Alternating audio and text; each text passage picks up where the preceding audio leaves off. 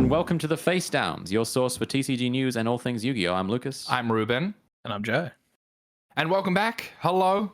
Good weekly upload. Here we go. Weekly. We're back in the swing of it, doll. Well, yeah, it's like we're getting paid to do it, except we're not. Here we are, back again. Well, how's everyone doing? Not too bad. Like, kind of just sitting around waiting for our regional this weekend, which is in Palmerston North, Valkyrie Games. Anyone out there wanting to play? And you guys obviously have had a very busy week compared to me. I played a hobby league and played Drytron, and it was fun. And you guys played 2 events over the weekend. Well, one for you, Ruben, and Judge in it. The other one, but yeah. Yes, indeed. We had a great weekend of events, a great week actually, leading up to this OTS Championship weekend. It's very cool actually, just as a side note before we start discussing the events. These are the same dates globally. So everyone during these 2 days is out and about playing Yu-Gi-Oh!, enjoying the competitive nature, and unlike New Zealand, receiving the mats that they're promised to win for first place. Still coming in the mail, by the way, just not to give away. So yes, we, Lucas and I, attended the OTS Championships. There were 2 in particular that we were able to attend. The first was the Card Merchant West City OTS Store Championship. This was a great event. Obviously, Card Merchant West City is in Henderson. It is in Auckland, which is our hometown at this moment in time. So super easy to attend to and be around. I think that this was a really successful event. Of course, being the hometown, we had to take it out. Yes, of indeed. course. Yes, Face Downs indeed. represent. When we leave this city, home team advantage, always crap the bed. Never do well. But in our hometown, we went absolutely dominant. Starting with you, Ruben, you did extremely well at this event. Yes. So this was I know the number said 26. It was more along the lines of 29-30. I think it may have just been misrepresented. Yeah, we would say like 100, 200. Let's just keep the numbers. Yeah, I think it was about the biggest event in Yu-Gi-Oh! History, actually. Yeah. So this is really nice attendance. So 29 to 30 players. So this does equate to 5 rounds of Swiss. There was also a top 8 cut, which was very fascinating. But you know, as it is, so it shall be. Yeah, the classic 30-person cut to top 8 got everyone smiling. Yes. So this was a 5-round tournament, and I did end up going 5-0 in Swiss, which meant taking out the event, winning the OTS Championship mat, and securing an invite to a future event. I was playing Fluanderies.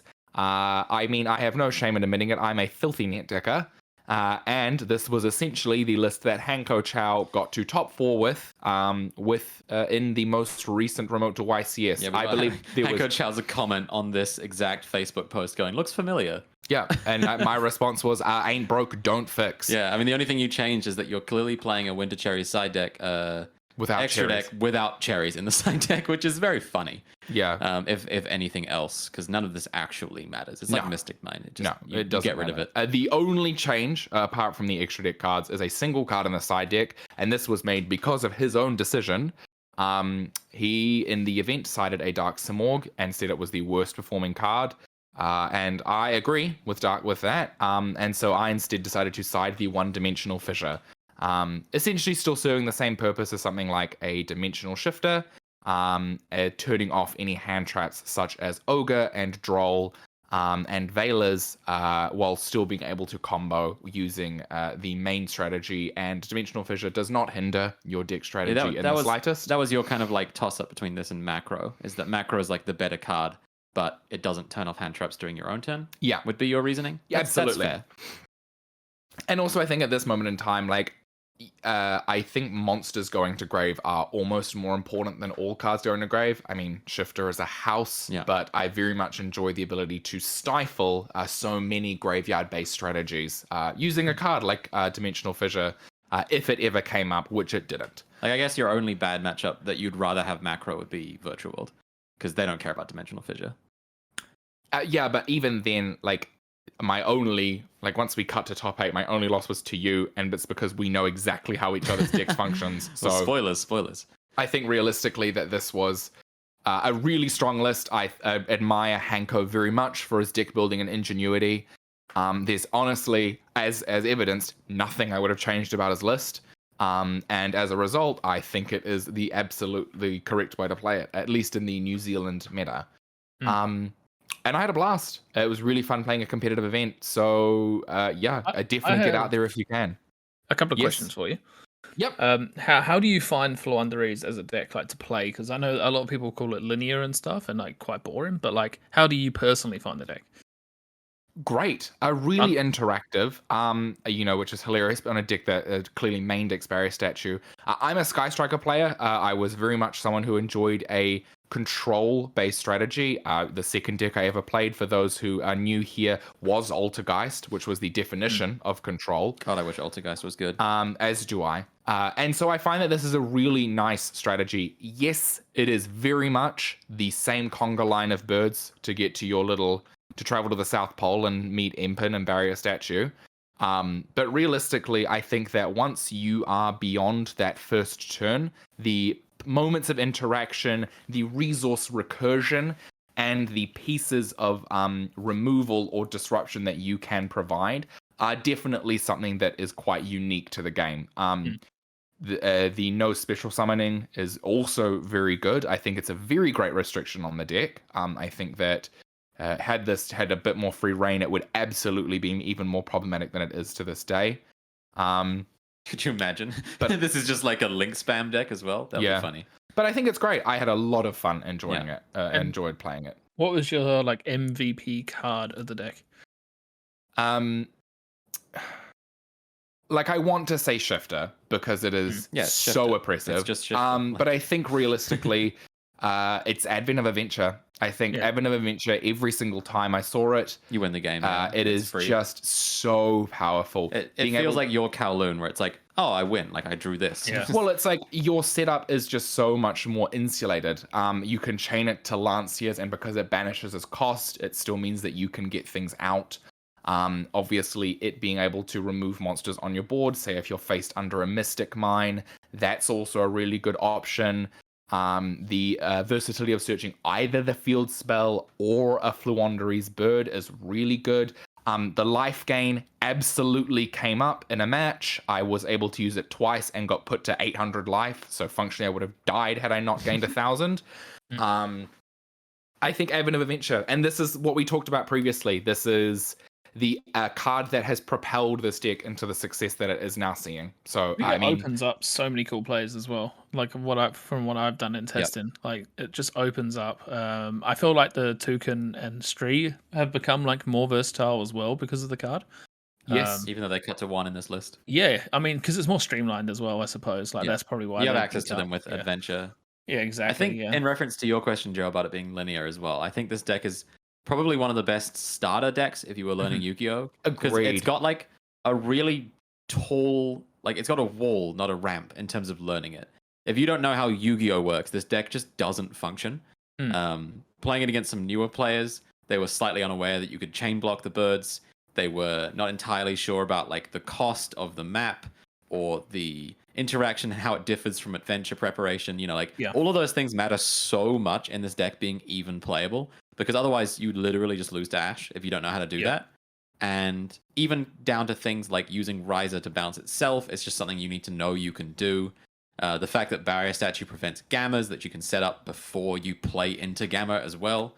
Those things all matter. And then once you know that stuff, there's literally no technical play that you need to remember. Like, as long as you know how the deck works, it does literally play itself. Like, there's no way, no one can do anything in between the chain links of the birds.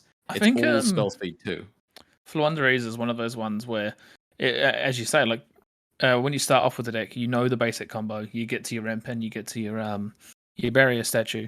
But, like, the more you play and the more you kind of analyze other decks out there, you know, like those like choke points of interaction where you can flip your trap up and get your like normal summon at the optimal time. So like I believe it's a deck that definitely would be good for a new player to progress into a more like competitive kind of environment with. So I recommend and it. Flux as well. I think playing against it more and more, I've learned how weak it is to specific interaction. Yes. Yeah. A lot of people misplay into it, thinking you need to make a bunch of negates to stop all the birds. Whereas in fact, like I've taken so many games now against Floowandereeze with a Chuche and a negate. That's it. And like functionally the deck can't play through it. It actually doesn't have a line that beats that combination of cards without, as you can see, Book of Moon, Imperm, or I don't know, like. I mean, the boarded Raigekis, Dark Rulers. Well, that's to break boards, but like in terms of if I'm going first, I was kind of focusing so hard on like putting up the normal board and then realizing like, oh, I don't even need to do that. And I think once more people realize like the deck's weaknesses, it's a little bit like you're gonna have to change the list just to make it a little less weak to those things. Like one of the things that I quite like about the Samor cards that have seen play in the OCG is I always feel like if I can pop the map and negate the first summon, that's the turn. And the Samor creating that like first before you even set up the banish zone without the map gives you a chain block actually is hugely relevant in that instance. I've seen a lot of new players come up against the deck as well, and like one of the most common mistakes I see is just people putting things in attack mode when there's an NPen on board is huge. I know it's obvious, but like I've also done that though. People have done it. You know, you go into it and you're like, oh wait, you feel so bad Yeah, immediately. you're like it's like the ultimate. Well, I was gonna say it's the ultimate like tawny shark moment where like in any friendly game you're just like, I'll just switch it to defense. In a tournament, their hand leaves the card. You're like, too late. Yeah, it's like playing into the it's Imperm. one of those things. Yeah, Like it's like the info Imperm. column. I did in fact have that exact interaction against a hero player. He did summon a DPE, and I was like, it's in attack mode, and he was like, I'll just switch to defense. And I mean, I'm round one. I'll let this pass because you let it go. Oh yeah, I I'm would dog just walking. say no. I'm dog walking that man anyway. I was literally not a problem. Oh, and God. my final round in Swiss as well. My opponent made a Verte and then went to use this effect, and I went no. And then what sealed me that match was having Impen Avian on the board, and he had to reborn the Eldritch from grave and then attack into the Impen. But of course, Impen has the effect or the effects to reduce attack. He had a Griffin Rider and an Adventurer token on board, and I had the Avian. So I was eventually the Winged Beast King and completely shut down the adventure plays, the Eldritch attack even, and the Verte summoning out of DPE. So I think Impen, realistically, is probably one of the greatest floodgates they've printed in probably modern times. Because also it's not generic. Like you can't just put in an Impen into a deck and go, well, this works. So. It's also hilarious because like it's a terrible floodgate. Like it's so bad. But like the Imperm column, it preys upon the fact that even good players in a multi-round tournament are gonna just forget an invisible, lingering thing that isn't really relevant. Like because I play against Floowandereeze and summon in defense so often, I forget Impen has an effect. So I was like so used to playing V-Dub against Floowandereeze that when I was playing Drytron, I went to make a Link monster and went, oh, those don't work. Like, I just forgot Impen had an effect because for the longest time, it just wasn't relevant against my deck. So that's also a thing to consider is like when you switch between decks, just how confusing it can be. Well, it just tests your knowledge and your game skill, because if you are able to so quickly adapt and adjust to the modern and ever-changing meta that is Yu-Gi-Oh, you are in for a much better successful and a more successful event time. Reading the card explains the card. All right, second place, surprise, it's Floowandereeze. This was the other. He was 4-1. You beat him, but I think he beat everyone else, so he was second. Yes, James Hamilton, the king of 10-0 Floowandereeze at the last winner case. Yeah, amazing. Obviously, a huge inspiration for myself to actually play the deck and enjoy it. Yeah. I think seeing that success at the caliber that the Hamilton event was, we spoke about it last week.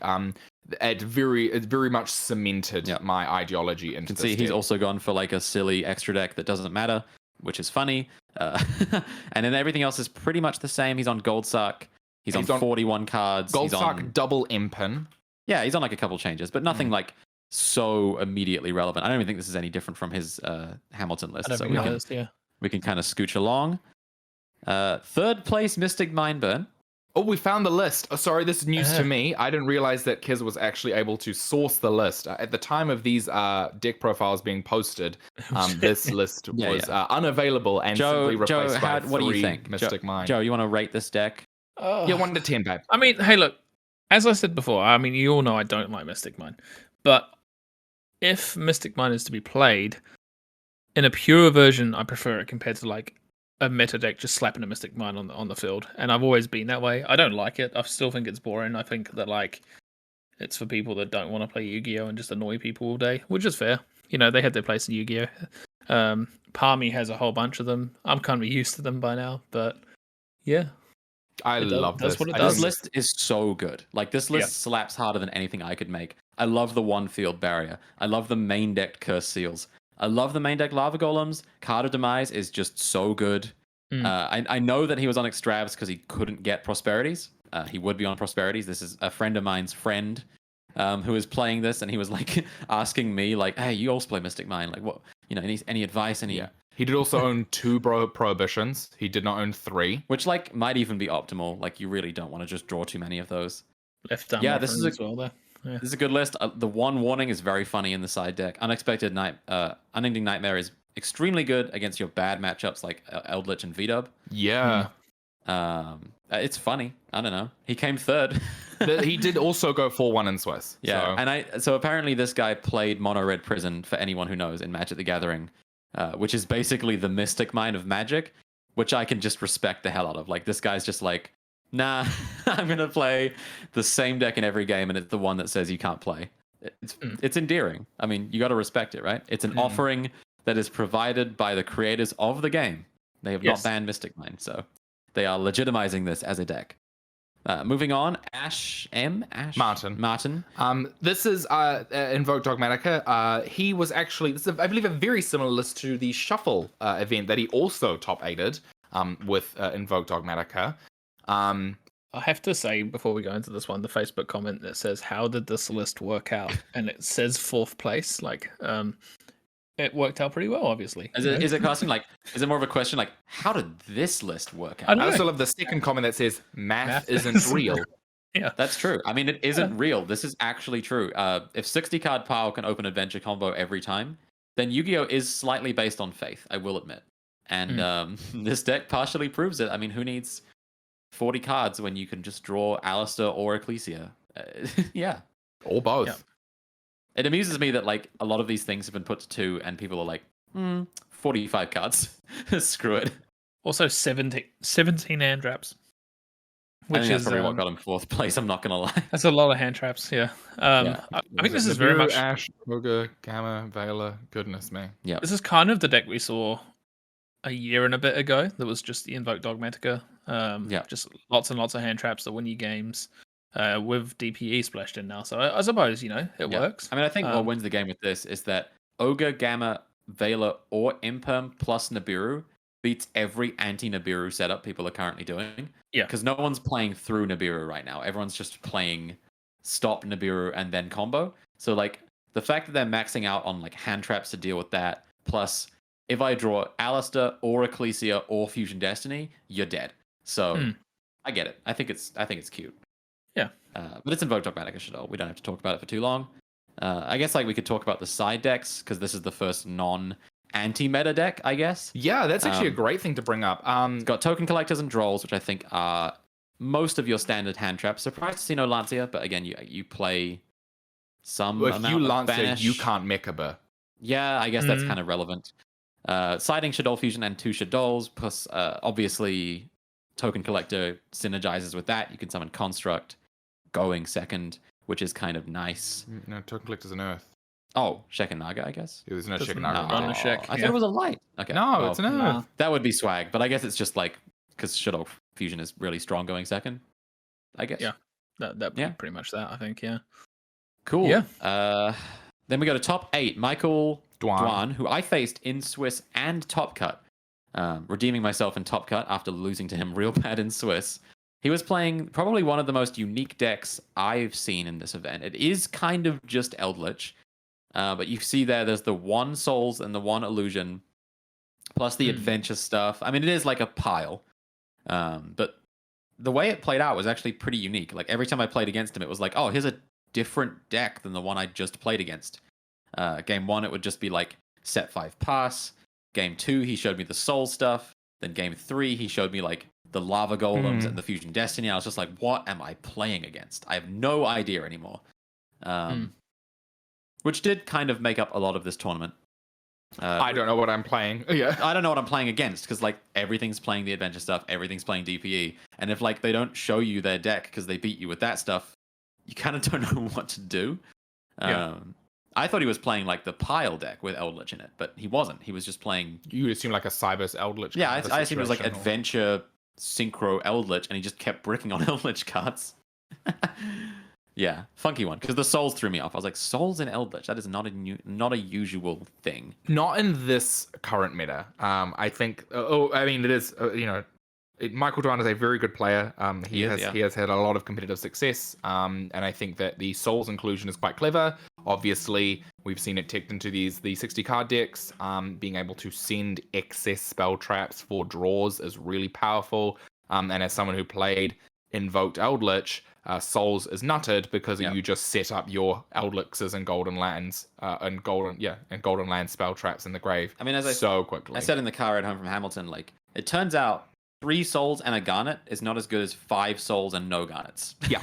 It's kind of how souls feels now. It's like, oh, now you don't have to play the bad card because the card you send is the card you use to search souls and puts it back in your deck. So the card is just generically so good now. Like, just in any deck, you can kind of get away with it. Yeah. Also, Illusion of Chaos reads it doesn't put itself back. It puts a card from your deck back or hand so that into means your deck. Celestial, Plasma, dead copies of Rite of Aramesia. Like, you just, you get a lot of stuff out of your hand, which is nice. I think it's a card we're going to see a lot more of going forward. Yeah, for sure. It hasn't been fully utilized yet, I don't think. Yeah, like William Giles in Hamilton was playing it in Prank Kids, just as like, screw it, I'm playing Adventure, I might as well draw 2 cards. And I could see that being like a pretty prevailing thing going forward. It's just a lot of decks going, if I'm playing Adventure, I should just play Souls too, because it's a free pot of greed. We also probably could see it when Pendulum gets its support too. Absolutely. Yeah. Pendulum is like so close to being the best deck. It's so funny. Yeah. Like, I know it's not, but like if they just got Electromite, it would be so much fun to play that deck now because you've got so many souls and like the adventure stuff would be unbelievable in it. Yeah, pretty interesting. Next up, Jordan Grace of the Monkey Boys, patent pending, I guess, on Dragonlink, his pet. I'm gonna try this event deck. When he wants to take a break from Live Twins, and I mean he does well pretty consistently. Jordan moving up in the world, I would say, in terms of like regularly topping events. Yeah, I mean this is a super interesting deck. I don't think a lot of people anticipated Dragonlink to be a threat or something that they would have to verse against. Obviously, as we've discussed previously, the inclusion of Droll this format is quite the hindrance to Dragonlink, as well as the Lanciers. Obviously, opting to not play the Adventure Engine, I think Seyfert is obviously your normal summon here, so that's very much, I can understand that.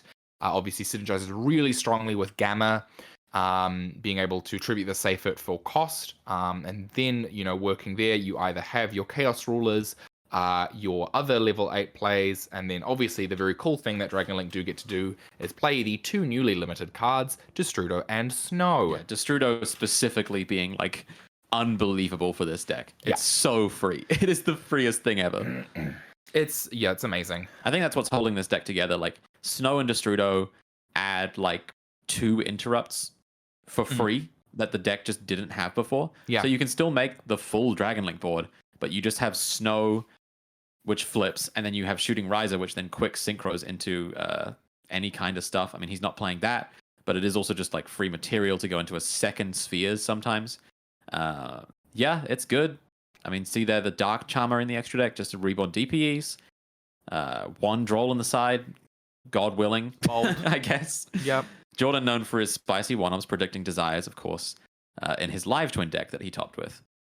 One thing I'll say is... Connor. Oh, yeah. Sorry, about Dragonlink. I know Wellington, we saw a Dragonlink final in their OTS Championships. So, like, the deck's still very, very good. And we know G-Man, a Wellington local, is like the Dragonlink player that I just know never really... Like him and Jordan, like 2 people that just never gave up on the deck. And I think... It's rewarding for that exact reason. Diligence is rewarded with decks like Dragonlink. Like this is not the deck list of someone who's never played Dragonlink before. There's so many random cards put to 1 or 2 that like a new player would just assume you max out on. Like Chamber, stuff like Absa Router maybe, or Quick Launch. Like, yes, at first you want to put 3 of these in every deck, and then you realize like, well, I can fit more going second in, and this looks like the deck list of someone who knows what they're doing. Even though he may not agree with me on that. Personally, I can't wait to normal summon an Albaz and contact fuse a whole entire Dragon field. Goodbye, Dragon. Mid-May. Remember, mid-May for Dimension. All right, Force. and then we move into top 8. Connor S. Sean Kell from the Pranky Boys, not the Monkey Boys, with more bad reacts on his list than Mystic Mine, with Adventure Prank Kids. I guess he's playing through Mystic Mine, so, can't Who's be... the real Mystic Mine can't be deck? too mad about that one. This is a good deck. I've lost to it in finals twice now, so I can't really comment on whether or not I think it's any better than mine. But 3 of every Prank Kid plus maxing on Adventure seems good. Yeah, main deck hand trap inclusions obviously very strong. Gamma very powerful. Lancia very powerful. The main deck Mine very hateful. And then obviously, same with we saw on Jordan's list, the Forbidden Droplets. This is seeming to be quite a common card that's popping up in, at this point, main decks, obviously to deal with a lot of potential threats. Not only nullifying the Adventure inboard, obviously the Florwanderee's inboard of Empin Barrier Statue can be quite inhibiting to a lot of deck strategies. So I can understand why that's an inclusion here. If you can play Droplet, you should be maining it. There's no argument to not main this card. There's no other card in the game I can think of right now besides Token Collector that is so much of a get out of jail free card versus the I win the game going first decks if I don't draw hand traps. And I don't want to main Token Collector, so you got to main Droplet. I think that's kind of... There's not a lot of argument against that. Ash is not going to cut it. And, Florwanderees can't play it is the only reason you weren't really playing it. It's terrible on Florwanderees. Yeah, you can't send the birds. I'm curious. Yeah, I'm kind of curious. That comment there got me thinking about how does he make the Dark Charmer in this deck? Access code? I don't know. It's you would be your Nightmare Links. Yeah, you use an extra deck to make it. Yeah, okay, yeah. It would just be the be the Unicorn, or maybe it is the access code. Quite often, actually, the more common play was the Wind Channeler. Yeah, I don't Wind even... Charmer Verdant. I didn't realize he was on. I mean, he answered the comments. Actually, never thought of using Unicorn for that. It was always Tactics, take a Dark attribute monster to access Dark. Okay, so it was great. He was playing Tactics. Yep. Yeah, we go. I mean, Win is extremely good. Dark is also good, but Win was like... He stole my Baron once, and that felt bad. That's right. And that's because exactly I saw what him Win use does. it on that replay. Which you can check out, by the way. You can check out for if you want to watch someone not realize they can attack a token to play around Forbidden Droplet, be my guest. I really shit the bed on that one. And speaking of which, speaking of shitting the bed, no, I actually did really well. My list was Adventure Virtual World. And what was that first part again? Don't worry about it. I'm only playing 6 adventure cards in the main deck. 7 if you count Draco back. This deck is crazy good. I think this is still like one of the best decks of the format, and it's the one I'm good at. So I'm going to keep playing it. Ruben, you have any thoughts on this? I mean, I feel like I've talked about this list a couple times. Yeah, I mean, I live with you, so I've been basically here since this deck's conception. Or inception. It's powerful. That's exactly the reason why Virtual can stand today. And I hate to be that girl, but it absolutely is. Oh yeah, this deck is trash without Adventure. I'm sorry. Yeah. Pre-Adventure, your meta threats were essentially you could play this deck more pure. But post-Adventure and the decks that are able to rise to prominent or the higher status that they are achieving due to the inclusion of Adventure has forced this deck to either adapt or get out. And adaptation is very powerful. Yeah, I think that the counts are really powerful. Obviously, 3 emergency teleport is very strong. Yep. I think that's really, we do talk about prank kids, notably not here in our top 8. Getting 3 E-Tally, but I mean, it was a Virtual World thought first and foremost. When you said prank kids, you mean Pile? No, Phantom Knights. Phantom Knights. You said prank kids. PK, it's confusing. Because we did not see a single Phantom Knight player top 8 at our event. So I think was there any at the tournament? Oh, Jazz was playing it. Oh, there were Phantom Knight players. I think it was one. I think it was only 1 or 2. It was a very diverse meta. The most represented deck was Eldritch, so. Okay. Followed by Florwanderees. Take that as you will. Yeah. So yeah, there were Phantom Knight players attending. But yeah, I think that this deck's really powerful. Obviously, Snow is so good. Snow is so good. If you want to ask me what the MVP of my deck is, it was Snow. So I sided Scythe. I didn't side it in once. Snow is just better than Scythe, in my opinion, in this deck particularly. This deck really doesn't aim to win the game going first, like on turn 1. I realized that kind of going through Swiss, my first loss to Michael Dwan, I overcommitted to the board, got lava golemed, got blown out. And then my rematch in Top Cut, I just had like 4 cards in my hand after comboing, put a snow engrave, and it's like, kill me. You can't. Like, what are you going to do? I killed Ruben and Michael with snow, like 4 game. In Top Cut. In Top Cut, which was just felt so broken every time I did it. I don't know. Because my Like that card. question is, do you think Snow coming back now, after you've like had a bit of play with it, was a mistake or not? Yep, It 100%. was? I think they should ban it next No, list. I don't think so. I think Snow is unfun to play against. It is literally, I think, the freest interaction ever printed in Yu-Gi-Oh! No other card in the game just says, for nothing, Book of Moon and a body. There's nothing even close to that. I'm fine. It can stay. The lack of vomit your deck into grave cards absolutely means that you have to build with this in mind. It's not free. Grass Snow is a dream that's long gone. Monster Gate going to 1 is a symbol of them not wanting those decks to be around anymore. And like, yeah, not every deck can play Snow, but like VW can play it so free, like so free. Yeah. That it just makes me think, like, when we get the deck that can just like slam a Snow in and not even think about it, it's like, you know, VW is not like the most oppressive combo deck ever printed. It's just not okay. And I mean, you saw Jordan's playing it in Dragon Link as well. It's a free access. Pile is playing it. It is getting a lot of play. And again, like, nothing offers the same exchange as Snow. Like a body and a flip for, like, literally just banishing the equivalent of like lands from your deck. Like, I'm banishing Rite of Aramisias, Kowloons, Fateful Adventures that I've already used, E-Tellies. Like, I'm not banishing resources. And if I am banishing resources, it's for a game-winning play. I also think it's important to note how important Beatrice is still in the meta. Like, in the decks that it can be played, obviously, but like, people have their side decks built around their Beatrices a lot of the time. You know, we're seeing the zombie world part being sided a little bit in some decks. The fact that you can dump your token collector to grave, the fact that you can dump Snow to grave, you can dump your you know, Enchantress. Into grave, like, to start your adventure plays. Like, Beatrice is, I don't know, it's one of those cards that's like semi-problematic, but like not so oppressive that it needs to go. I feel like it being the card at 1 is fair in a way. Yeah. The thing is with Beatrice, and obviously the most instant comparison you would make is to Lavarval Chain. The ability to essentially send a card from deck to grave. It's the same card. It's not the same card. Lavarval Chain is a rank 4. Well, so on much the field, more. it's a better Lavarval Chain. It is, but that's the thing. It is a better version of that card because it is quick and can send proactive and reactive cards. Yes. If they were to ban it, which they're not going to, because only VW is currently the deck. Drytron I think is as well. I don't think Drytron can make it as easily. It doesn't make it easy. It's still, though. I mean, over the weekend, I made it almost go in first every single time. Well, let's put it this way: Drytron can make it really easily. They don't really take advantage of the quick play nature of Beatrice the way that VW does. Because VW, you use Beatrice during your own turn to send Enchantress, and then you use it during your opponent's turn to send Snow. Well, they don't use it anymore because the very particular level 1 fairy got banned. Yes, exactly. So, like, in that instance, it's like Beatrice, I think, was always fine when it was just Lavarval Chain, because 2 level 6s was, like, you know, difficult.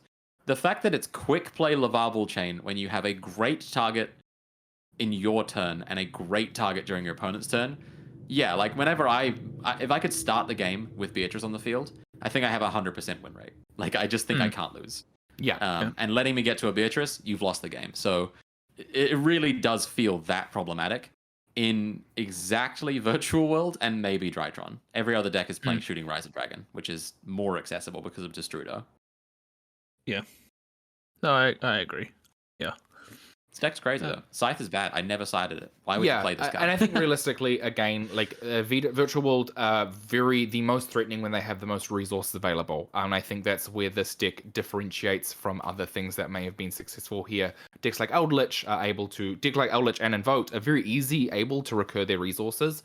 But it can be a bit more of like a stop-start situation. Essentially, once Virtual World get there, are able to maintain a resource advantage, the deck is in a much better position.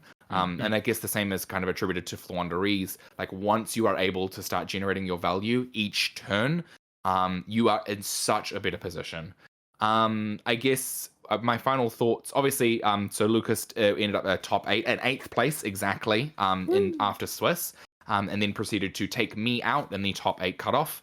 Then beat Michael Dwan in top 4 with the sickest red reboot off the top. I was not even funny. Skill issue for him, I'm sure. Yeah, just draw it. Just a skill issue from him that he didn't have the out to red reboot. And then unfortunately did end up losing the finals to Connor. Both decks playing Adventure meant they both had answers for each other in one card. If you want to go watch a dice roll simulator, go watch that. Yeah, so be sure if you are interested to watch it, head to Your Move TCG on YouTube. I believe it's maybe like a 30 to 40 a 30-minute video or something. Game 3 I bricked. That's all that I can say. I didn't have a play, so the adventure killed me. What can I say? The adventure is out there, as I say every time. What are your final takeaways, I guess, from this event? Oh, Joe, what was that? Sorry. Oh, I was just going to mention Scythe. I know that Lucas said that he didn't use it at all anymore, and like I know that like it still will be played within meta. No Scythe anywhere, baby. Look at the top. I mean, 8. for the PK, only one playing it. PK is probably the deck that uses it the most, and Drytron. But for me, I mean, I just had to mention on the weekend when I was playing with my Drytron build, I had the Scythe lock in the main deck. But what I kept doing was I just kept setting up like a Lancia lock instead, because I just found that Lancia was the card that did more against more decks, I suppose. So having main deck Lancia is actually not terrible. Yeah, I liked it. And I mean, I won't talk about too long. I did badly with Drytron and Hamilton. Just on variants, like my draws were really bad. But I was playing the Drytron build similar to the one that topped the YCS, but it was kind of more focused on like searching interruption and setting up a Scythe than it was on the fairy stuff. And I agree that like searching Lancia and having that kind of interruption often feels better than having a Scythe. Just because Scythe it is an effect on the field, which is easier to interact with, and sometimes it just feels almost like you'd rather have something in the grave or in the hand than on the field. And I know that sounds crazy, but it's true. I mean, I use Lancia against a Flawanderese player in conjunction with the Megalith play. So, like, you send your Fill to the graveyard, summon your Befor, and with the Beatrice, you search a Lancia. Oh, not with a Beatrice, sorry, with a Benten. You search the Lancia, and like you only have to like pop one or so cards and like get rid of the field spell, drop the Lancia, and then they're like, oh, they're in trouble. Okay. Yeah, so like I don't know. I feel like interestingly, like Drytron, I know we probably predicted it to be a bit lower. I still think it's probably a tier 2 deck. It doesn't quite hang as strongly as like these other decks, but I still think it has its place within the meta. Yeah, I'm still going to play it again at another event. I'm going to give it a minute because I had a really bad showing at Hamilton, but I do think like the Drytron cards are still crazy good, and I think those specific searchable hand traps like Crow, Nib, Lancia are all really powerful. Even Ruben was playing a Crow for the same reason. Searching it just feels so nice, especially with DP and like just annoying cards running around, plus it interrupts like most of the heavy combo decks.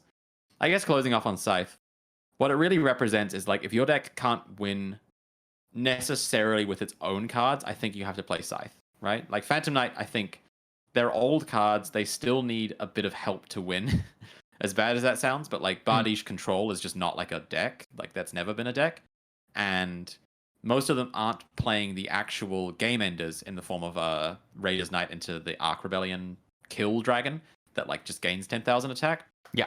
So to me, it feels like Phantom Knights needs the power of Scythe as opposed to like the grind game.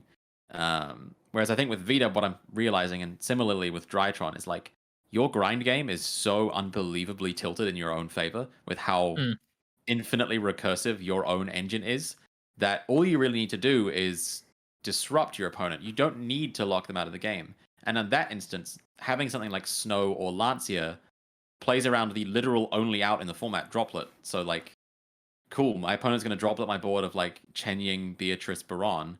I've still got Snow Chuche. Like with Drytron, they're going to droplet your Fool and your DPE. You've still got Lancia Crow plus follow-up. Like, it just feels nice to have that. Yeah, I had the same mentality with Flaunderies, like playing, obviously, Imp and Barrier Statue. The main play is to attack over the Barrier Statue to make the plays, and that's where Book of Moon comes in. That's where the Mega Riser comes in. And then going first, a lot of people don't remove the impin. So the cards like Fluonderies and the Scary Sea can be debilitating to any deck that needs to make summons from the extra deck or special summon a monster from their hand. Like there's just so much that that can be devastating. And obviously the final note in terms of like a Scythe adjacent card would be the Featherstorm. Essentially locking people out of an entire mechanic for a turn is game winning. That card can go. That card can definitely So go. I think that it's I think that there's similar metric along the lines of how you have you have floodgate style effects that are your backups to a main deck or a main board that is present and is the given threat and the known threat. Yeah. I think Fluonderies actually needs no help. That's why I don't like Featherstorm. Is like I basically can't beat the Fluonderies board when they go first and set up anyway. But like the Featherstorm just literally says like, don't even bother. Yeah, they've already got Shifter. Still doing that. Yeah. Yeah. Shifter you can actually play around. Like you have Gambit, you have Called By. Like I Featherstorm is like, well, Red Reboots at 1, so good luck. I'll mention draw it against Michael as well that Fluonderies did in fact take, I think it was 4 tournaments over the weekend, or was it 5? I kind of lost count.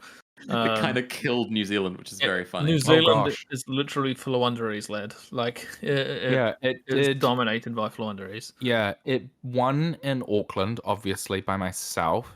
It won in Blenheim. Levi, who's 15 years old, won with the deck. Yeah, obviously Hamilton winner case was taken by James Hamill with Fluonderies. And then Invercargill. Fluonderies won there. Oh my god, really? Yes. Wow, so that's 3. I think the only one that didn't get won by Fluonderies was the Wellington one this weekend, which was and the Hamilton, Carmichael Hamilton. So who won that one in the end? That was Jordan Grace playing Adventure Prank Kids, a deck that he borrowed in the car down. It was literally just this list. It was just Connor's list because Connor wanted to play DDDs. Wow. Yeah, so Jordan came first place in Hamilton with a deck that he picked up in an hour. Yeah, which says something about prank kids. Just saying. Yeah, it's as much as the joke is that is it deck versus player. This was very much a scenario of wow, the deck is so good. Well, it's also like Connor built a good deck. It's not like it's not a good deck. But, yes, you don't have to be a genius to play prank kids. It's fairly straightforward. Yeah, so that's our event report. Overall, what was the final takeaway? What do you think in terms of event, showing up? What about Joe? Like, how does it feel like looking at these kind of event reports going forward to your regional that is this weekend? Yeah, this is like you if you were just like looking up YCS top lists, but it's New Zealand. Yeah. So you kind of have the fresh perspective of how would you take this information and then like apply it to the deck you would play at regional. If I was to play this regional this weekend, I'm judging and helping run the regional, so I won't be. Mm-hmm. But if I was to play it, like I've been really enjoying Drytron, and I'd set it up in a way that would just beat Fluonderies, and that's what I would be doing. That makes sense. I'd be very heavily focused on a Lancia because we're seeing Dragon Link, Fluonderies, even against the Adventure Engine, it does stuff. I think Lancia is probably the hand trap of the format right now, especially within New Zealand. Yeah. So that's what I'll be focusing on. I'll be focused on a Lancia Turbo Drytron build. Is what I would probably be looking towards. I mean, that's what I also theorized the same thing. So we're on the same page there. Otherwise, I would just play Fluonderies. Yeah, because that deck that deck just does not care about any other deck apart from. It's scared of maybe a Zombie World, a Lancia, or a Droll. Apart from that, it kind of just the dice rolls. It does not. Like I won. I believe I won every single die roll. You did, and that probably helped. Yeah. No, and 3 out of my 5 game ones, I just opened the shite hand and was like, nope, pass. Well, that is funny. So, like, I kid you not, I believe my hand against the hero player round 1, I win the die roll was double Imperm Ash Field Spell Pass. And like a dead card, and I went, okay, cool. We're just not playing this turn. But the thing is, that's where the hand traps come in. That's your redundancy. Well, post siding, your deck can go second. It's just it can. Specifically in game 1, you just have no chance if you go second against a combo deck. It's so hard. Unless they break. Like, that's. I would never say no chance. No, not. I mean, like figuratively, like your engine can't break boards, but your non-engine can break boards, I guess, is what I'm saying. Yeah, and Flaunderies are probably the best this format to bait very important pieces of negates and interaction because they do know that once the bird ball starts, it does not stop. I've negated a duality or two here or there. Yeah. I'm not above it. Like, sometimes you're just like, no, I know your hand. You just hand trapped me 3 times. There's no way 2 cards can beat me. Get out of here, duality. Come on. Yeah. Anything that you learnt? Any cool interactions you learnt on over the weekend? Just snow for game was like the most important thing. I guess the most interesting thing that happened was my rematch versus Michael Dwan, because that was very much a how did I lose that? It was like game 3, uninterrupted going first, full board, try break it, and he did. Admittedly, because he drew Lava Golem into Lightning Storm, into his one-off copy of Souls into Fusion Destiny, which is a sequence of cards that you could draw. But obviously in post-game discussion, me and Dino sort of wrapped up like, hey, if you'd done this, if you'd built your board this way, those cards wouldn't have done anything to you. And in the rematch, we got to like the exact same scenario. It was like game 3 or game 2, I think. I'm going first, uninterrupted. And I built a completely different board. It was like, instead of Baron, Chen Ying, Crystal Wing, and Beatrice, it was like Adventure Token, Ptolemy, Beatrice, Chuche. It was like a completely different board. And it ended up paying off because he drew Lava Golem and then he drew like some board breaking equalizers. But because I had 5 or 4 cards in my hand, I just killed him the next turn. And that was very rewarding to be able to like analyze my own game post game. And even the one that was uploaded to Your Move TCG, I can kind of watch and go, oh, if I'd done exactly these sequences of plays, I would have won. Yeah, I have one quick question to you both. Just because of after last week's podcast, we obviously spent like an hour just going over about how average the current format is. Did your thoughts on it change over the weekend? No, not really. I think for me, I think that people just know kind of what the deal is right now. Yeah. I think it's not a surprise as to what people are aiming to play or potentially play against. Obviously, the biggest surprise would be sitting down against the Fluanda players in a world of adventure, in a world of 1-card starters, in a world of pile. I think that a lot of people may not anticipate like the anti-meta meta deck, as we've discussed before with the the existence of Fluanderies. Am I surprised that with the meta? Do I think that it has that anything's changed about it? Not really. I mean, again, we're not going to talk about it too long, but it does break my heart how inaccessible this engine can be. I think if it was like money was no option, like 6 of the top cut here would have been playing Adventure. Like, I'm not saying that to dismantle like the success of the people who did well. It's just like the reason we're not seeing it everywhere in New Zealand is because it costs $600. The reason you see it all over the top cut of YCS is because they don't care. They spend the $600. And I think it is still a format, despite how diverse this top cut looks like, that non-adventure decks have such a difficult time beating adventure decks. And I mean, as evidenced by the fact that Michael Dwan came 4th, I came 2nd, Connor came 1st. Like, we were all the adventure pilots. We happened to win in top cut because once you get to top cut, those decks just have a better consistent game plan than the admittedly anti-meta Fluanda and Mystic Mind decks that were roaming about. Yeah. So thoughts haven't changed. Ruben, any cool interactions or interesting things come up for you? I know you had a couple of ruling things that just like Fluanda is the gift that keeps on giving with cards that interact weirdly. Yeah, so obviously I think the biggest takeaway was thanks to James again, like learning the interaction between Rise of the Mega Monarch and the Fluanderies and the Unexplored Winds. Using its ability to send as opposed to tribute does not grant you the 3rd bounce off the Riser, as it did not tribute. It does not tribute a wind monster. It sends it for the tribute summon. The word tribute in Yu-Gi-Oh just literally means nothing. Like it actually. I disagree. I actually would fiercely disagree with you. It's not even funny. Well, like you can tribute summon a monster and it doesn't tribute with the continuous spell, and like tributing cards is different from tribute summons. Like, there's a lot of ways in which that card just comes up in ruling discussions that are so strange, like Stormforth, everything like that. Yeah, I think, that was probably the most interesting one. I learned that you can also Water Enchantress to add right from grave to hand. That was super cool. Wait, what? Yeah. Wait, Water what? Enchantress does read. You can add a right of Aramesia from deck or grave to hand. So you can bell it. Are you kidding me? No, I'm not lying to you. You can add back from grave? Yes. I would have won like 7 games if I knew that.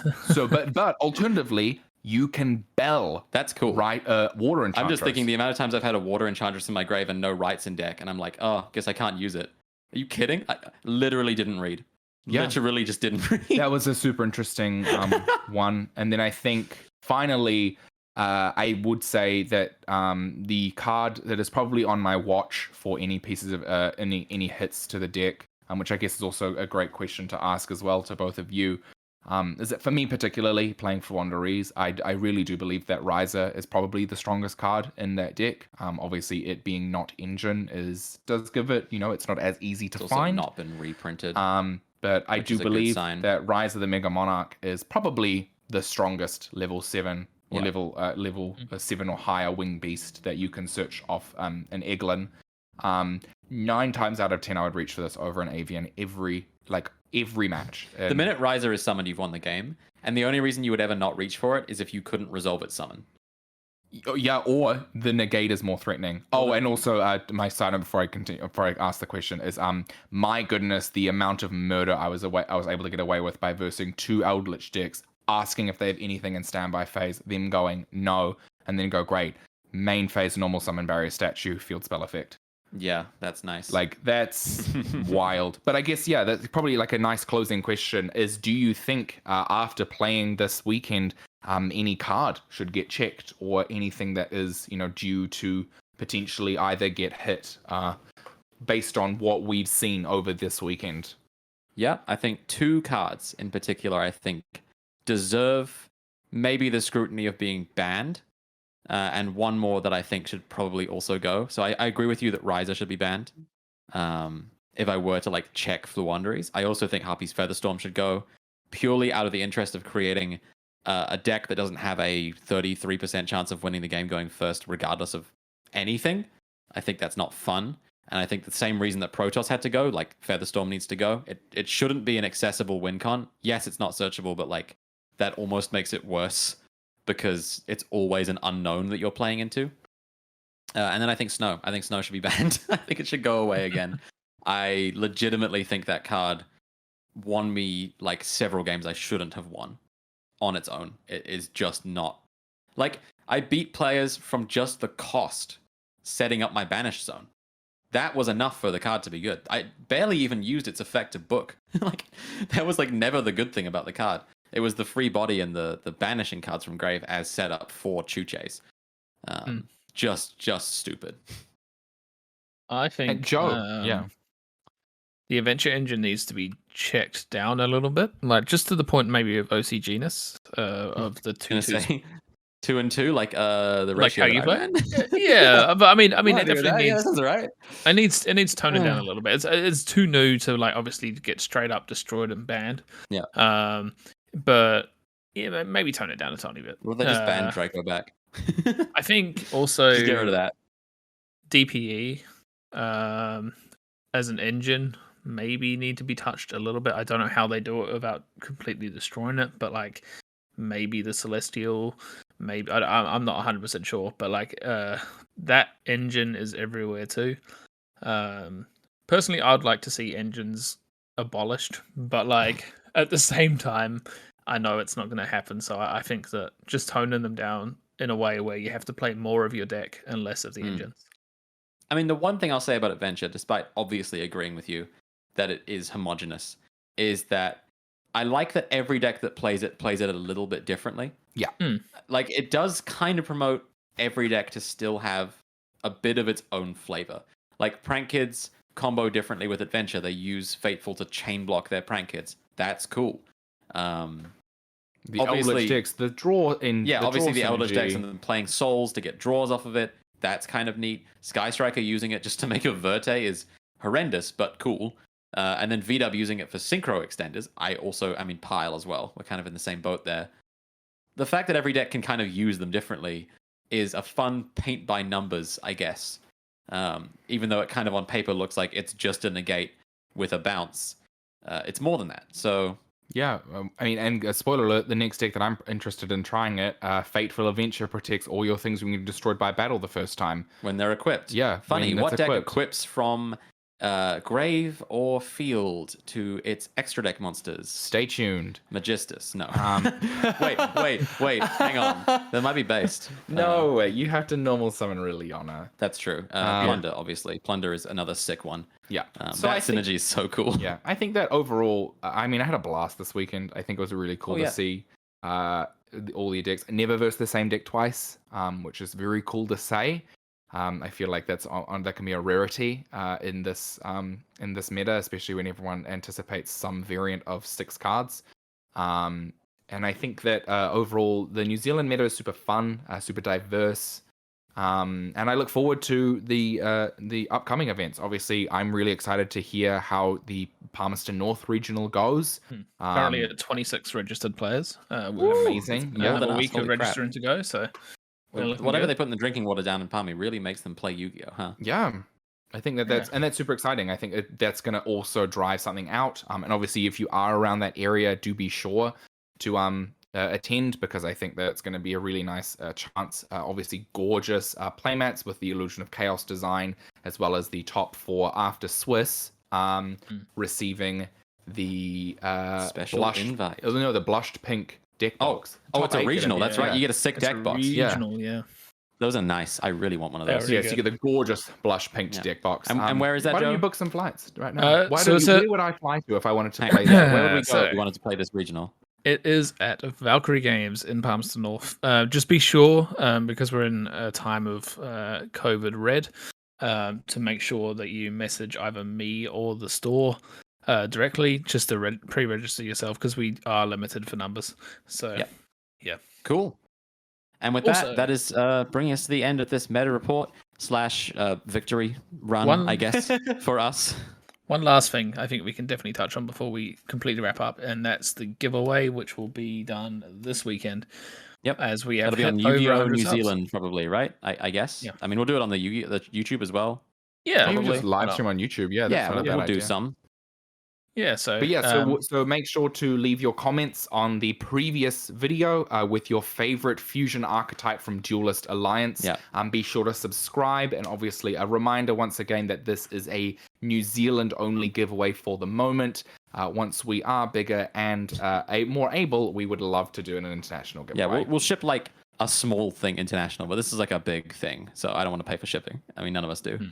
It's a gift to the community. You know, we're giving back to the people that legitimately thanks supported for us from listening. day one, Yeah. because we've had a lot of people come up to us at events and like we hear you, we see you. It's awesome to be, part of this community. I love it, and I love beating them. As do I. All right. But as always, thank you so much for listening. If you are listening along to us on YouTube, do feel free to like, comment, and subscribe. Share the video with a friend. If you're listening on your favorite podcasting app, be sure to give us a review. That helps heaps. You can follow us on Twitter. They will be linked below. And as always, if you ever have any queries, questions, comments, or concerns, feel free to email us at thefacedowns@gmail.com. We look forward to reading any questions. What are some cool rulings with this new format that you didn't know about? Did you know that you could Bellwater Enchantress? But I didn't. Lucas does now. And as always, thank you so much for listening. My name is Ruben. I'm Lucas. and I'm Joe. And you've been listening to The Face Downs. Hell yeah. Woo!